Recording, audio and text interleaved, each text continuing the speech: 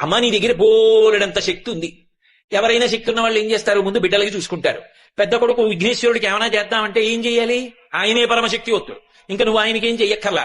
ఇక రెండో వాడు సుబ్రహ్మణ్యుడు మహాజ్ఞాని, ఆయనకేమీ చెయ్యక్కర్లా. మీ ఆయన మహానుభావు, అమ్ముడిని కలిచేశాడు, ఇంకా ఆయన వివాహం ఎందుకు చేసుకుంటాడు.